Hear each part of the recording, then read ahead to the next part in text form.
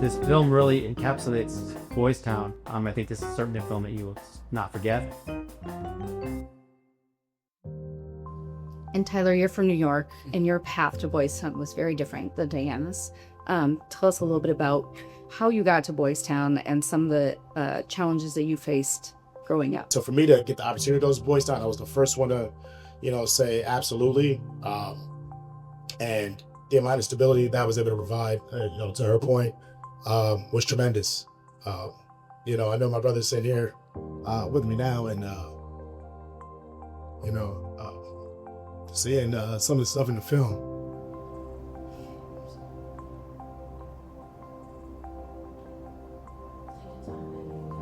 Take your time, baby.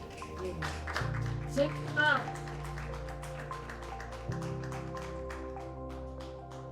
It reminds me of the type of living situations we had. And I always say we were in a poor neighborhood, but we were the poorest kids on the block. And nobody knows what that feels like. But, thanks to God, thanks to all my mentors, thanks to Boys Town, a kid who had no sort of future, you know what I mean? Having people break into our house, our abandoned crack houses that we lived in at Bed-Stuy, Brooklyn. My brother began, received his doctorate. I received my master's degree thanks to,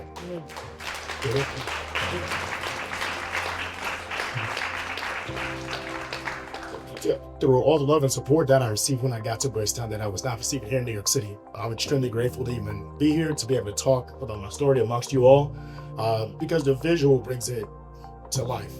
Really, for me, I was in a situation where I had no stability around me. There was no real routine. I was kicked out of the house when I was 14 years old, going on 15. And so I moved into a drug house where, everyone sold drugs, basically. One day they ended up killing someone. And so I saw it all happen. And it was, obviously it was a very traumatic experience. And so for me, it was go to jail or go to Boys Town. It's very easy to fall into what people think of you. And it was good for me to be able to say, no, this is who I really am. I really am a book nerd. I really am somebody that just wants to come home and eat dinner and go play sports at the field house in Boys Town and graduate and make it to college and get 2 master's degrees and go on and work in a law firm and do the things that I do now. Those were things that I wouldn't have even dreamed possible, because when I was 14, I thought, wow, I'm really smart, but this is the end for me. Yeah, I want to thank Boys Town, I think, for giving me a childhood, at least a few years of a childhood. I would have never experienced that. And I'm grateful that when I watch this video, it made me want to cry sometimes just watching.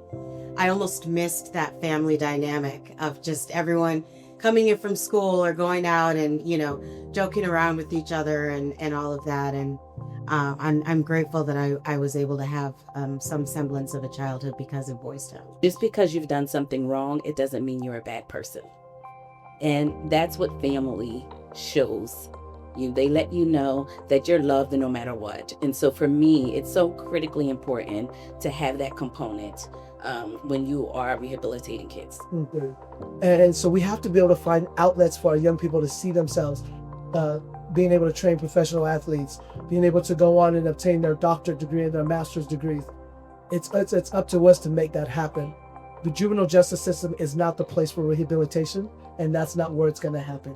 It has to happen in community nonprofits, organizations, and in our own spaces that we create as ourselves for families. I think we have to show young people that they can walk away from disastrous situations and know that there's going to be hope on the other side.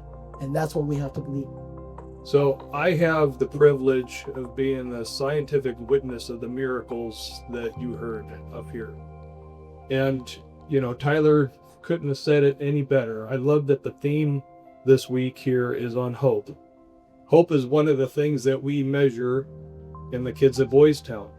And it's one of the things that increases significantly from the time that the kids get there, from the time that they leave. We have to measure what hope is. And hope science breaks hope into two parts: agency and pathways.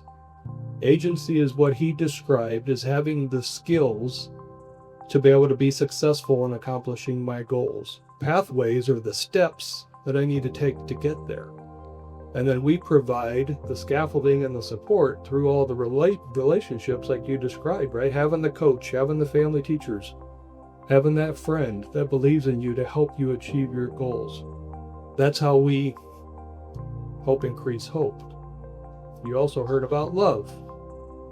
And we do that by supporting each other, that caritas, right? Loving each other unconditionally. Tyler also touched on faith.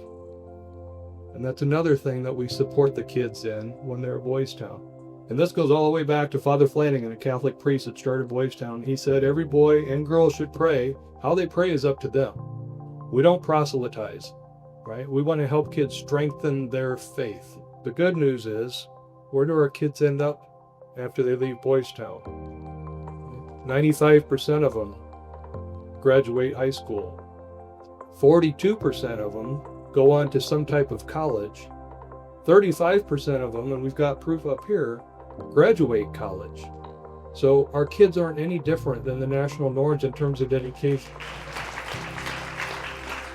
It gets better. 79% of them are employed, compared to 63% of them, right? And as I said earlier, our kids, when they're adults, are spending more time with their own kids. Okay. They're voting, they're serving their community. We've got examples up here of our kids serving their community. They're giving back. They're finding other kids just like them, right, that they can mentor and help get on their path so that they can find hope. So I can't do justice with statistics. I can't compete with the stories, right? This is the proof. This is the reality.